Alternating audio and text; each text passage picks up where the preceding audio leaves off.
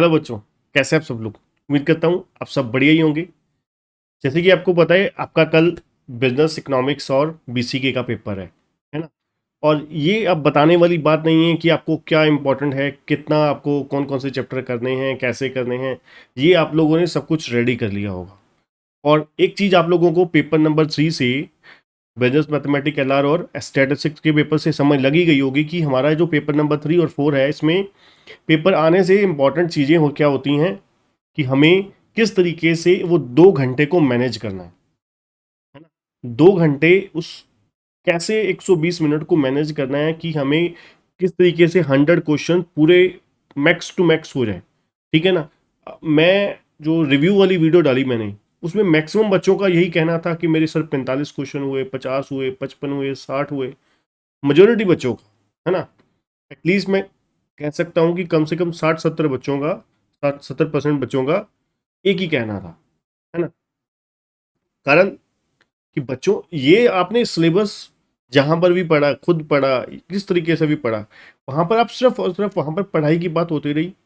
ठीक है। देखिए, मैं अपने बच्चों को क्यों बार बार जो यूट्यूब पे भी मैं आपको एक चीज बार बार इत्तला करता रहता हूँ कि भाई देखो, यहाँ पे सबसे इंपॉर्टेंट पेपर नंबर 3 में और 4 में पढ़ना नहीं है। पढ़ने से ज़्यादा इंपॉर्टेंट है कि आपको कितना पढ़ना है और किस तरीके से उसको रिवाइज करना है। पेपर में 2 घंटे में किस तरीके से मैक्सिमम अटेम्प्ट करके मैक्सिमम स्कोर की बात करनी है ना।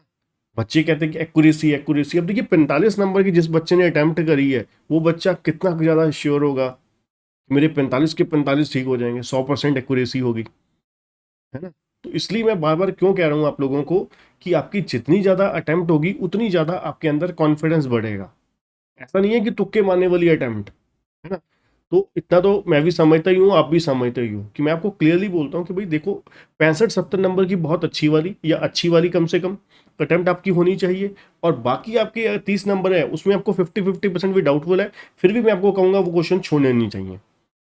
अगर आपके 65-70 नंबर की अटेम्प्ट अच्छी वाली आती है, आपको बहुत अच्छी वाली आती है, बाकी 30 नंबर की आपकी 50-50 भी है, 40-60 भी है, तब भी मैं आपको कहूँगा, एक मैथमेटिक्स के स्टूडेंट्स हो यार आप लोग, है ना। एटलीस्ट प्रोबेबिलिटी तो आपने पढ़ रखी है कि नहीं।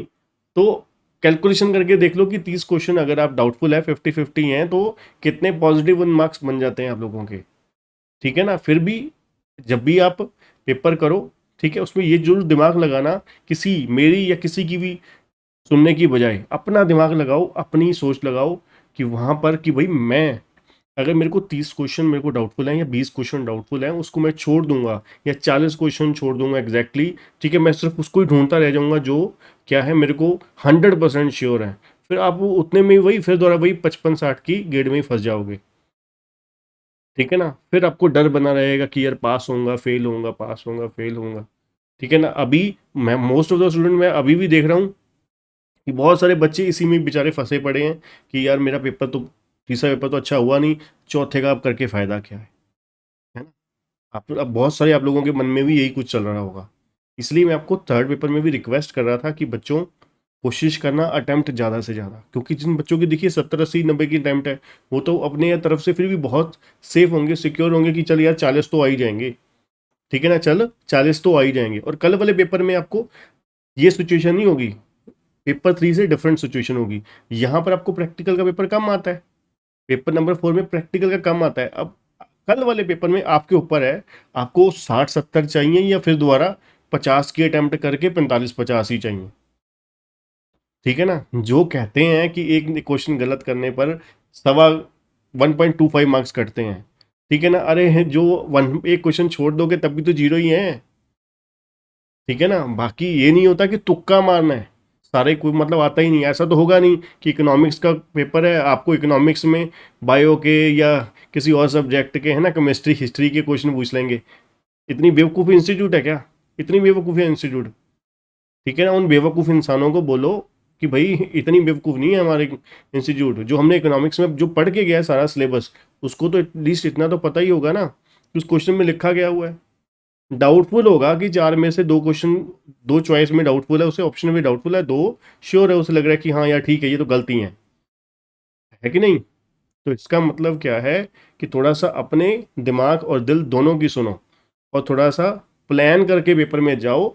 तभी आपके मार्क्स अच्छे आएंगे। मैं आपको क्लियरली बोल रहा हूँ। आप ज़िंदगी भर यहाँ रखोगे, क्योंकि संदीप सर थे जिन्होंने, शुक्र है भगवान का, कि भाई लास्ट टाइम पे हमारे को अच्छा गाइड कर दिया।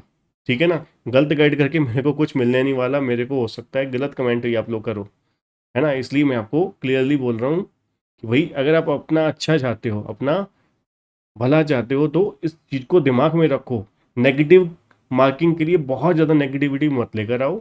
अच्छे से ठंडे दिमाग से, अगर आपको लगता है कि 40 नंबर भी आ जाएंगे कल वाले पेपर में, ठीक है ना, कल वाले पेपर में 40 भी आ जाएंगे, तो बेफिक्र होके भगवान का नाम लेके फटाफट डट जाइए। और ज़्यादा जितनी मैक्सिमम आप एफर्ट कर सकते हो, ठीक है ना, चाय पी के बैठ जाओ, कॉफ़ी पी के बैठ जाओ, लगातार बैठे रहो, ठीक है ना, नींद भी पूरी करो कि वहाँ पर 100 क्वेश्चन अटैम्प्ट करने हैं।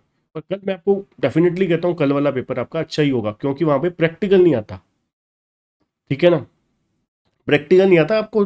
टाइम कल वाले पेपर में सिचुएशन डिफरेंट होगी वो मेरे बच्चों, ठीक है ना। इसलिए ध्यान से अच्छे से कल वाला पेपर तैयार कर लो, आपके मार्क्स अच्छे आएंगे, मैं आपको क्लियरली बोल रहा हूँ। ठीक है जी, उम्मीद करता हूँ आप मेरी बात को फॉलो करेंगे और ठंडे दिमाग से सोचेंगे। ठीक है जी, वीडियो को लाइक जरूर करिएगा, चैनल को सब्सक्राइब करना और बेल आइकन दबाना मत भूलिएगा। Thank you.